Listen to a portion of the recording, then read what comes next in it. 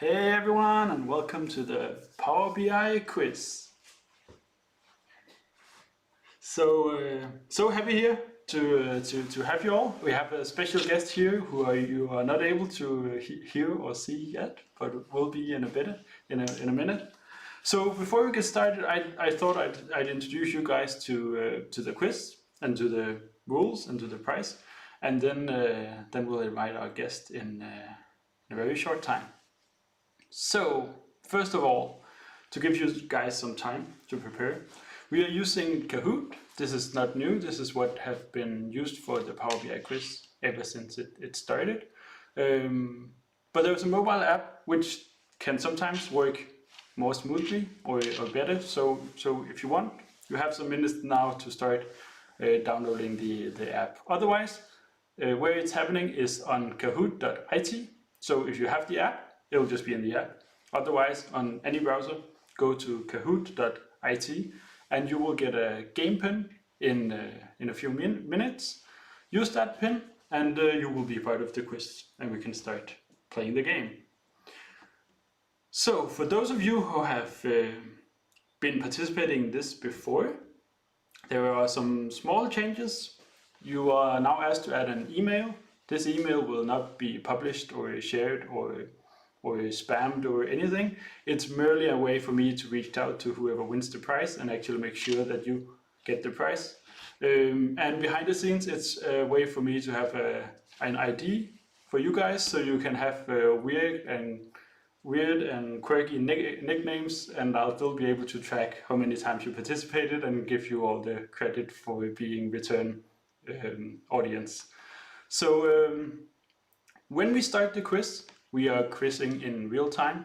There may be a few seconds delay due to the whole streaming setup and Kahoot and everything, but you will also be able to see the questions within your Kahoot app or your Kahoot browser. So even if you have latency or stuff like that, you will not be at a disadvantage. So that should be good and should be ready to go. So for any newcomers to Kahoot, you get points for each correct answer you get. There are different kinds of questions, some where you have to do one correct answer, some where there can be multiple correct answers, and even someone where you have to rank things in an order and stuff like that. But the rule of thumb is that you get more points the more correct you answer. For multi-question answers, if you even get one wrong, you get 0 points. And for everything we do here in Kahoot, the faster we answer, the more points you get. So be ready to answer quick, but not too quick. Otherwise you'll get nothing. And we are battling for a prize today. So there is a prize of a $100 Lego gift certificate for the winner. And for $100 you can get a lot of Lego. Definitely you cannot get everything in this picture, but you can get one of the pieces. So pick anything in the picture and you should be able to get that for $100. But to make things easier, you will receive a gift certificate, so you can choose yourself if you want to splurge on a lot of small things, or save up for big things, or buy one of those in the image. So that was the short introduction, and it should be quite intuitive. So I hope that you will not face any difficulties with actually joining the game, and I hope you had ample time now to download the app if you wanted to. So let's invite the guest and let's welcome the guest here to the channel. So welcome to the Power BI quiz, Reid. Thank you. Thanks for having me. I'm glad to get a chance to come back onto this again, and congrats for the handoff as well for taking over the quiz from Joost. Yeah, it's been such an honor, and I've just had so much trouble actually getting this started. I think we've had this planned for how many times now?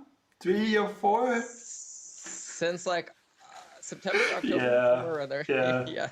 It's like there's been a looming curse around actually getting this done. I mean, even the episode I did with Just before we handed over, I was sick with Corona and just had to force myself through it.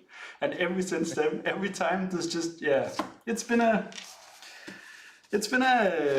It's been a Journey. ride. It's been a journey, yeah. But we're here at last, and Yeah. we can finally do it.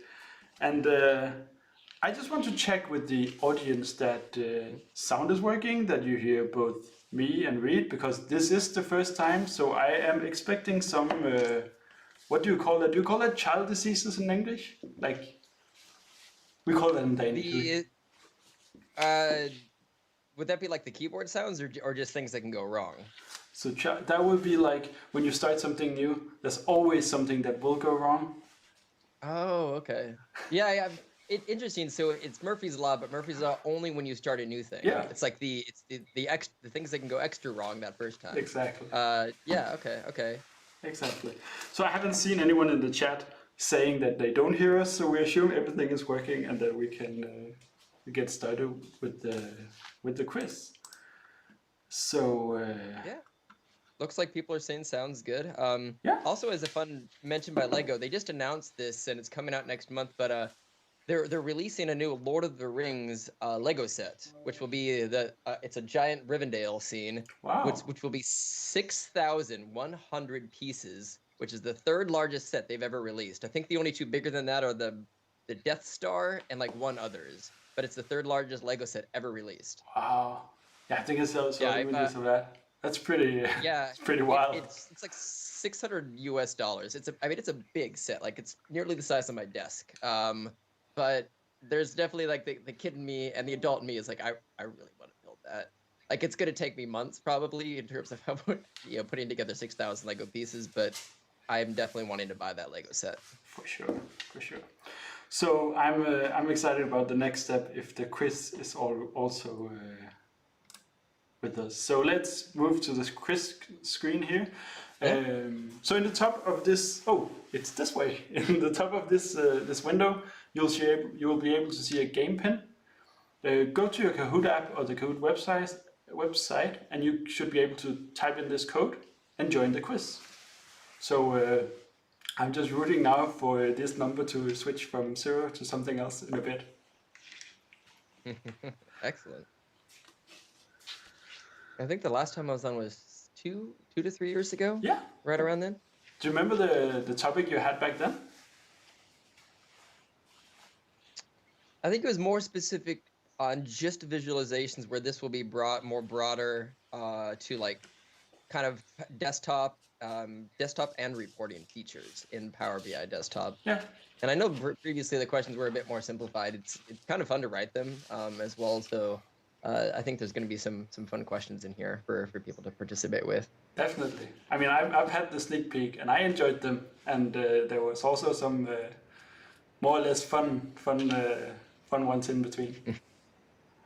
Exactly. Cool. So it's like Einstein, but his face is like the world. Some of the avatars. Oh, I thought it was a zombie, but I can see now it's the Earth. Yeah, it's like the water, and then there's little bits of the Earth on his face as the beard. And then she switched. Yeah. Yeah, so this was one of the changes I made, because I realized Kahoot gave me the option, do you want to let people create avatars? And I'm like, yes, sure, why not? I mean, it makes it more fun, for sure. Yeah. So while we're waiting for the last few people, Reed, you did say a little bit about the topic we're going to dive into. Do you want to say more about what people can expect from this quiz that you've prepared?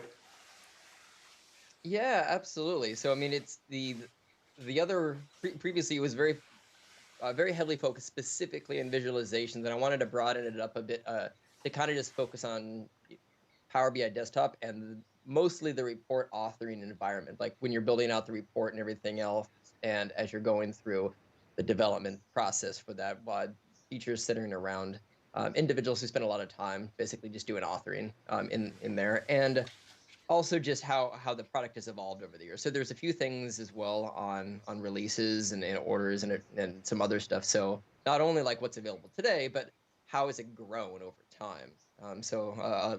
Throwing in a time dimension in there, so to speak. Cool.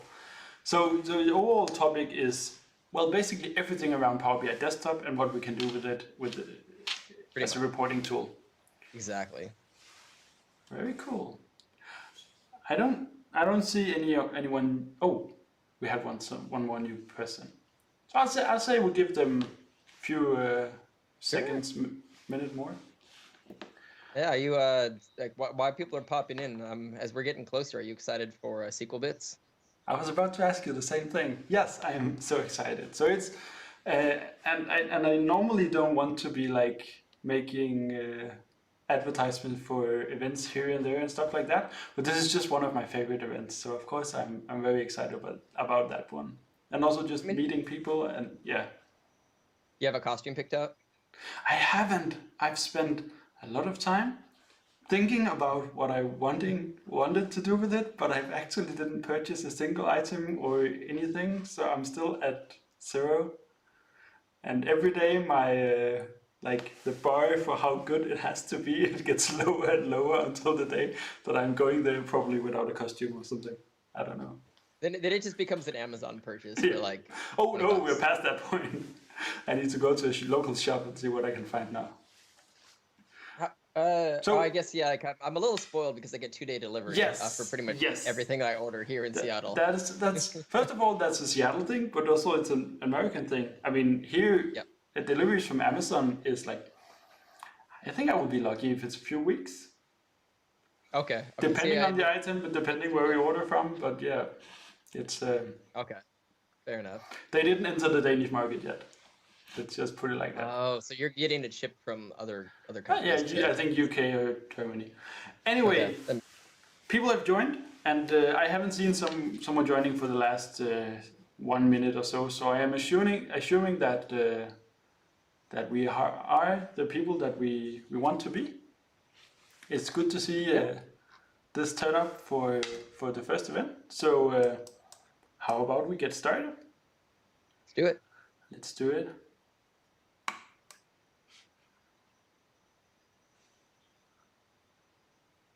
So yeah, this is the first episode of season 5. So question 1. First one is a free question, no points, just to test that everyone knows how this works. You can click your answer and so what is today's topic? I don't think we actually said it out loud, did we? We hinted it a lot. We discussed it. I didn't say the exact phrase, but it was discussed enough that I think they can figure it out from that list. It's clearly how to become a Dax ninja. 'Cause I just think one person in the audience just wants to become a Dax ninja. So I think this is wishful thinking more than anything else. Exactly. So let's move on to the first question that actually awards points. The first question of the quiz. I'm excited. No one got any points?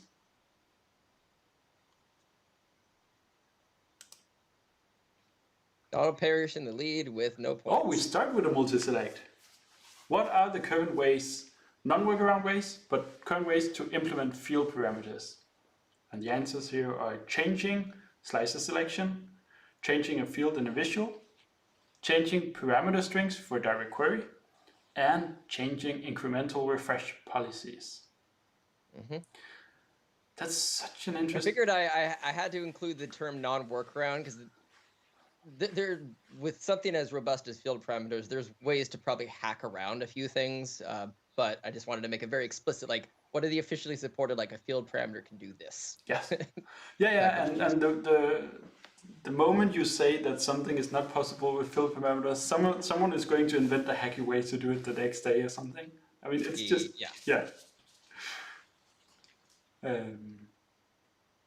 But yeah, there are a lot of supported features, and the feature has been here for around a year, so we're actually seeing some of the use cases being implemented. Came out May of last year. The one that I know people still really wish could be done is you can use max to grab what the selection is from the field parameter column, but there is no way to take whatever currently selected metric inside of the field parameter is being used and then put that into another measure. No, you can't get the actual data out yet. And I know that's probably the number one requested thing is I want to build upon it with more measures, and you can't nest them today. If we could nest them, that would be one of those points where it becomes even harder to predict what we could hack around with that solution. Well, then it would be, yeah. I mean, I'm sure with some of the telemetry that there'll be some wacky models that get built out with those, and probably some performance issues. But the answer here was yeah. we could do changing slicer selections, and we couldn't change a field in a visual. There's one thing that I've found that's been, I love the slicer selection, and it works great for categorical slicers. The one that I've found that is harder is I would love to be able to change from to have a slicer change from a drop down to like a relative date range. So like anything going from like different data types, like dates to categories or something in the same field, it doesn't remember what you've set up, and it doesn't work that well. So going from product name to geography name, very easy.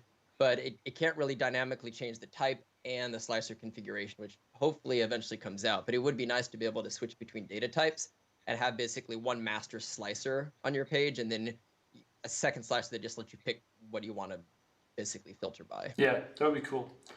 Is it not possible with a bridge table in between where you have your selection as strings and then to others? I don't know. I'm just brainstorming here. That's not like the point of the as question. soon as you say it can't be done, again, we're in hacky territory. Yeah, I know. So so 10 people got the first of it right, and 11 the second. So let's see what the score is.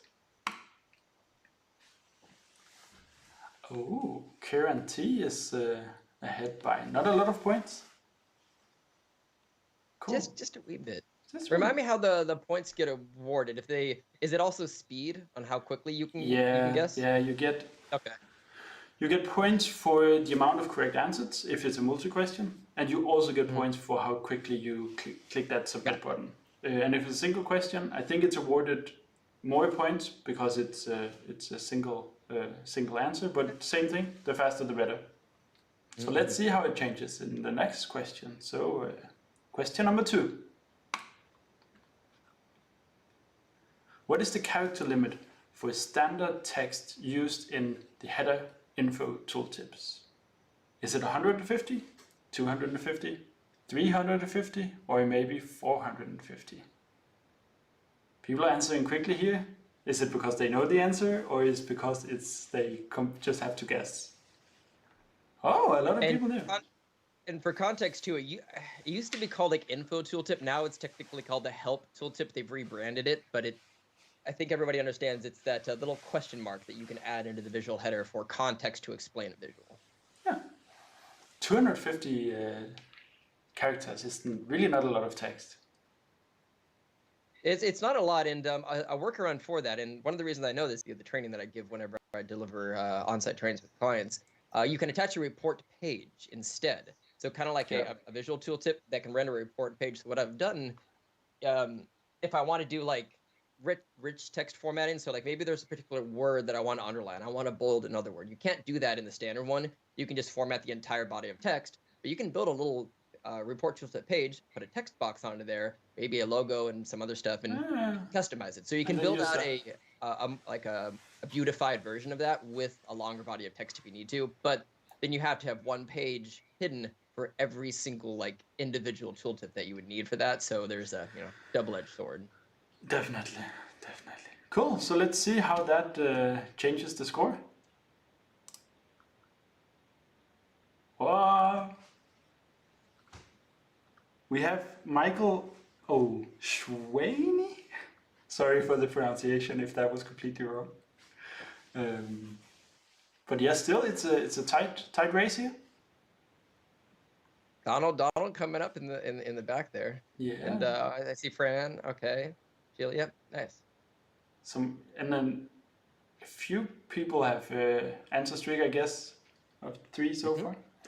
Well, I guess let's move on to the question number 3. It's a true or false. Is header icon visibility defaults configurable in the native theme editor in Power BI Desktop? True or false? And this essentially in the visual header, that's the copy visual, pin to dashboard, hierarchy controls, all of that stuff. So question here is, it's not. I really wish it was, and I was very explicit to say the native theme editor. Yeah.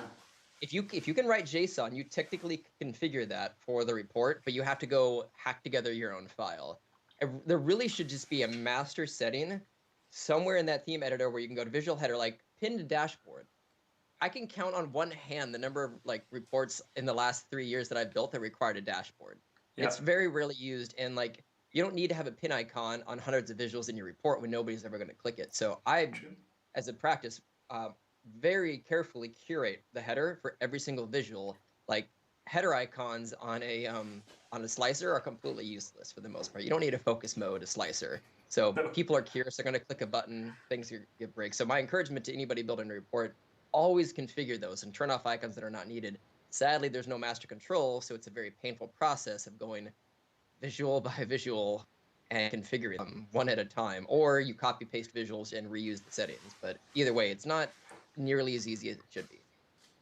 I feel like I've seen this on Microsoft Ideas. Did you post an idea for this? Close. So in conjunction with this, it's part of my like entire soapbox of you need to curate the reader mode so people don't have extra stuff to click.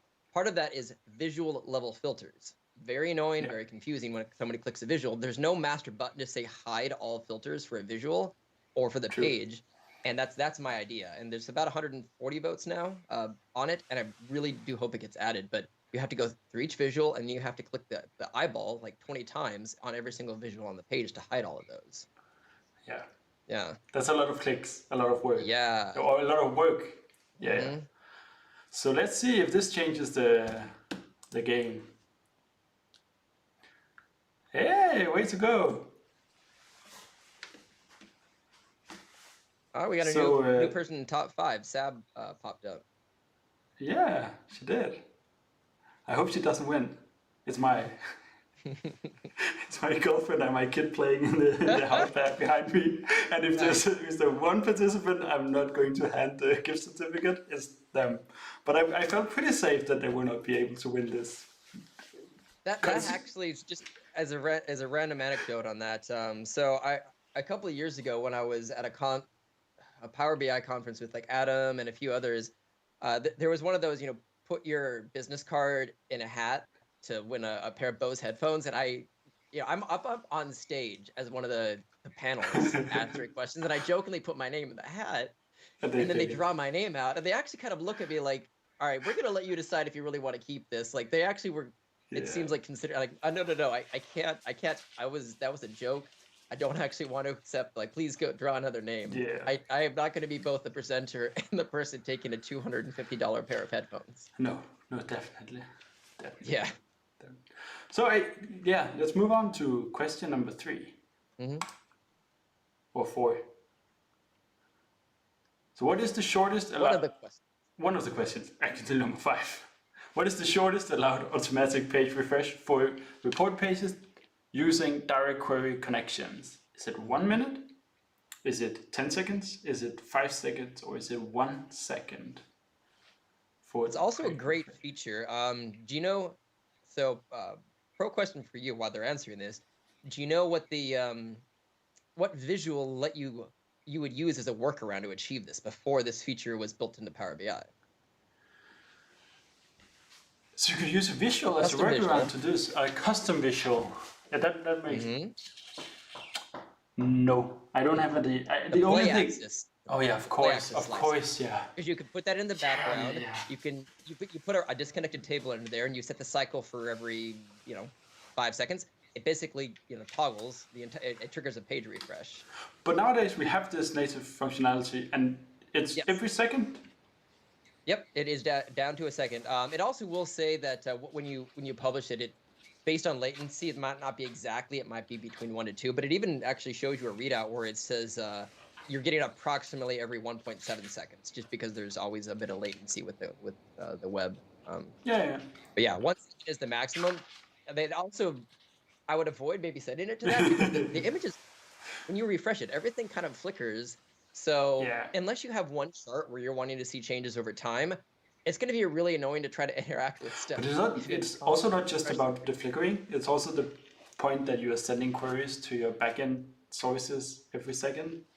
for each Yeah. visual, for each number in the visuals, it could be a problem if you don't know what you're doing. Yeah. And then your DBA will be very mad when the Yes. server bursts. Yes. Yes. All right. All right. So how does that change the score? New people in the... Is it Nexus? I don't think I've seen Nexus in the top 5 yet. Ah, there. No, yeah, that's new. Way to go. But we have Sheila H taking the lead and actually putting in some distance to number 2. Mm-hmm. But we're halfway. There's still questions to go. And I know there are a few double points questions in the remaining ones. So for new players, double point questions, well, it's pretty clear. They give you the double points of normal questions. And the effect of that is, of course, that it can change things up. So even though you feel behind now, anything can happen. So moving on to question number 6. There you go, double point. So, I get a screenshot. as if I planned it. What feature did the slicer type single value select ship with? Is it what if parameters? Is it field parameters, relative date slices, or calculation groups? And not mentioning where it came from, it's still something that can't be individually configured, which is a little annoying because there are some times where someone just wants a single input field on the report page. You can actually hack it in Tabular Editor to set a column to be allowed for a single slicer type, but it's not officially supported technically. It's one of those experimental features. It's very safe to implement, but I do wish there was just a selection option. If you had a number, I want a single select. I want to enter a number in here. So 2 people got this one correct, Reed. And I find this interesting because this is one of the questions where I also guessed wrong when I tested it out, because for some reason, for me, what if parameters is just a feature that I assume that we got somewhere along the way. I never realized that we already had it when the slicer was introduced. So 3 things came out with the what if parameter. Yeah. There was the what if parameter itself, selected value, which is the calculation automatically generated to fetch the data from there, but also giving an alternative default result.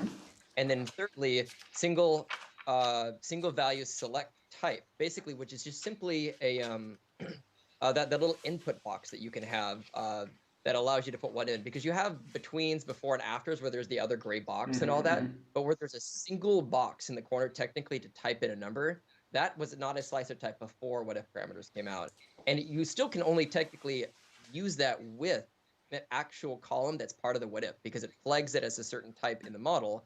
But using Tabular Editor, let's say I have a product ID column and I want to enter a single ID to filter my page. You can go and use in Tabular Editor, turn on the experimental feature. I forget the exact code, but there's a certain little bit of one of the properties to edit in Tabular Editor for a column, which then if you drag it into a slicer, it'll give you option for single value, before, between, after. But it's kind of a little workaround in the model. Good to know. Good to know. Yeah. So we have, whoa. Yeah, that did really change things. So Nexus went from a 5th place. Nice. Sheila dropped down from a 1st to a 3rd. And yeah, I guess these were the 2 people who got the question right. So I just hope that you guys actually knew and didn't just guess and were lucky. But well, it's fun when there's actually a question that is it very much was part of that release, but it's not something that as many people knew. So that means that the silver lining is a lot of us got to learn something new today. Yeah. Yeah. So this is a puzzle. You have to rank this in an order. So order these features by the earliest to the latest released.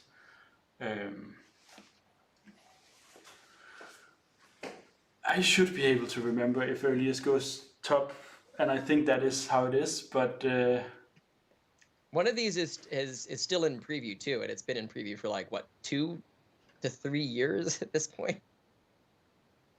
Yeah. I won't say which one, but yeah.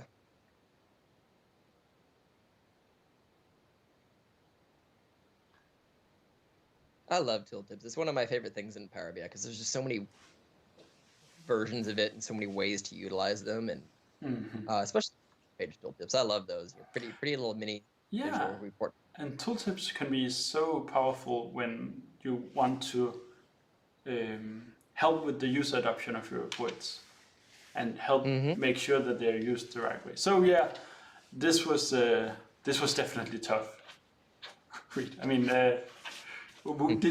did you even know these by like? Oh, I just this was off my head when I created this one. For real? Yeah. Wow, wow.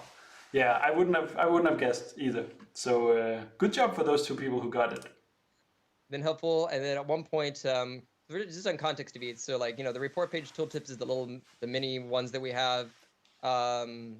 Info tooltips came after that. Then eventually, single value cards had an option to have a report page tooltip built into it, and then the very last one was modern tooltips, which again has been in preview for a couple of years now, due to other products needing to be released currently for it. But it's the one that should be turned on. I'd recommend for anybody, because the modern tooltip, if you hover and pause, the drill down button gets added to the bottom, which gives people a hint that they can use that visual for a drill through. Cool. Yeah, we're all learning today.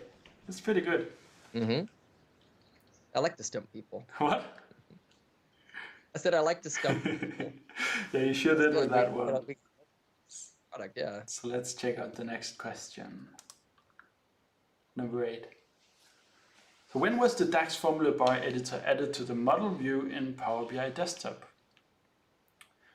Also, I still use it as, you can also refer to that as the relationship view. I think, way back when, that is what it used to be called, but to give people a little help of which of the three views on the side. You have your report, your data, and your model / relationship. So we know it was last year. We know we were recent, but was it September, October, November, or December? Mm-hmm. It was October. I also feel it was more recent than that, but time flies, I guess.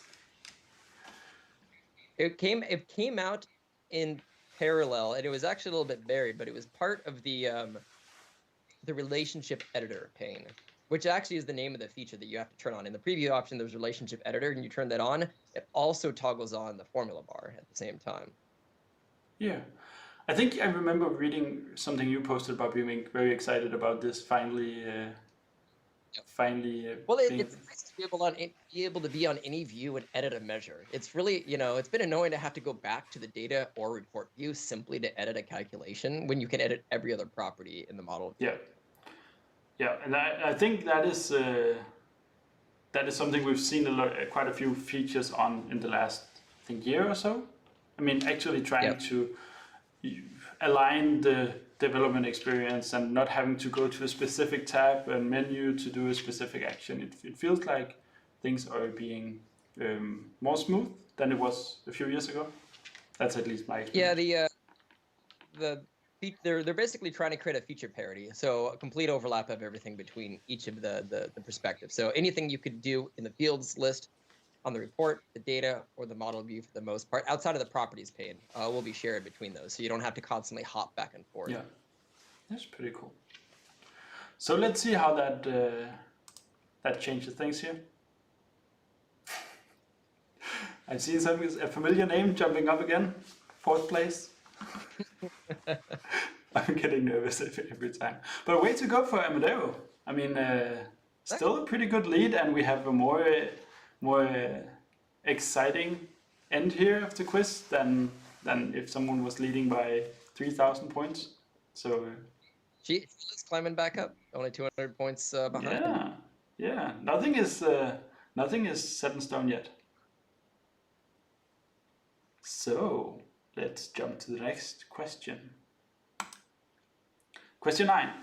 Which chart best represents categorical data with greater than 20 categories? So just a quick thing here, people. This is a 0-point question, so don't be too scared. Well, what are you talking about? This is a very serious and important question, sir. Like, super important. Oh yeah.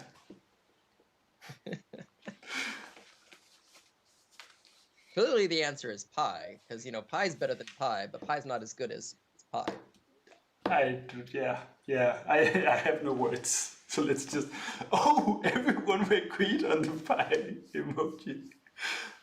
Yes. I mean, of all the pies, that is the best pie. So good job on selecting the right pie. Nice, nice. Yeah. Yeah, changes nothing. So let's jump to a real question. Question number 10. It's a multi-select, so more than one answer and double point. So a lot of points at stake here. Which of these work to hide page titles from the page navigator button type? Is it add pages into groups, hide pages, set page as drill through page, or set page as report page tooltip? Whew, what's up with Power BI and these long name features? Well, arguably, at least the bottom two, half of that is just the Yeah. me describing the app. But yeah. But I mean, nothing is as bad as direct query against analysis services Power and BI Power BI data data. sets. Yeah. Yes, that is. I think that has to be the longest title they have for any I feature. think so.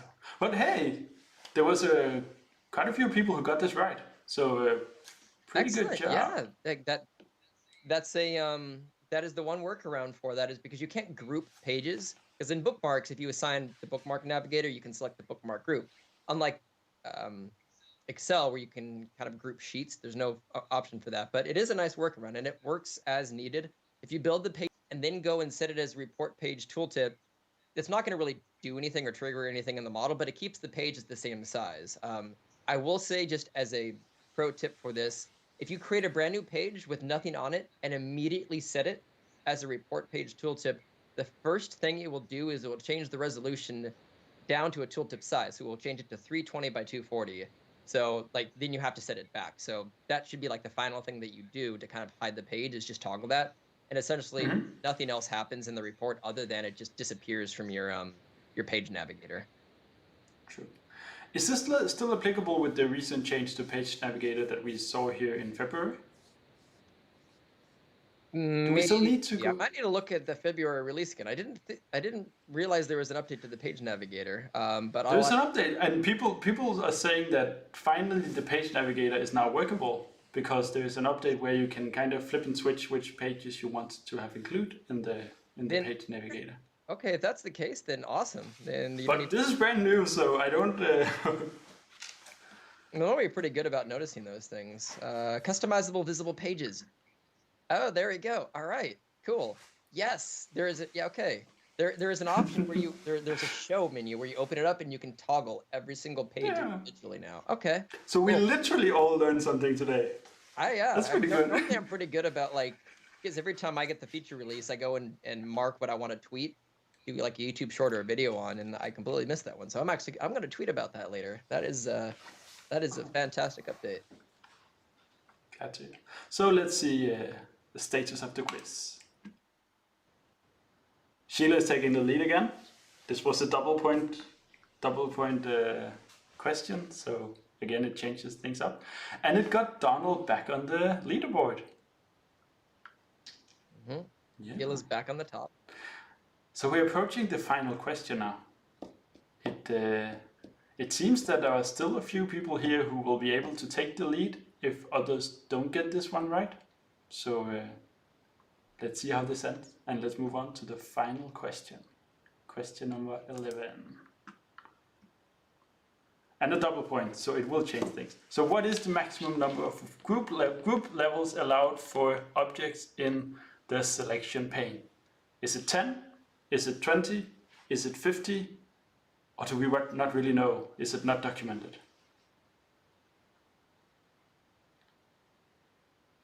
And this is not how many should you use. This is how many can you use. What do you mean? If I ever came across a report with 50 levels, I just nope, burn it with fire. I'm going to start from scratch. Yeah. That's 50 clicks to get to something. Yes. And I mean, if you really want to nest, if you really have to nest your objects that much, I can promise you have too much on your report page. Yep. I actually did try, for the sake of this specific question, is one, I scoured, I could not find any official documentation on it, and I got 20 levels deep, and it let me keep going. So at that point, it's all like, again, the 20 levels is way too deep for groupings at that point. Like that's maybe for a PowerPoint, but if you have that many visuals, because 20 groups would probably imply like 50 to 100 visuals you have to need that many groups. So that report page will be insanely slow at this point. Yeah. Cool. So, drum roll. We'll see the final results now. So, are you ready? I'm ready. I'm ready too. Are you guys out there ready? I hope you are, because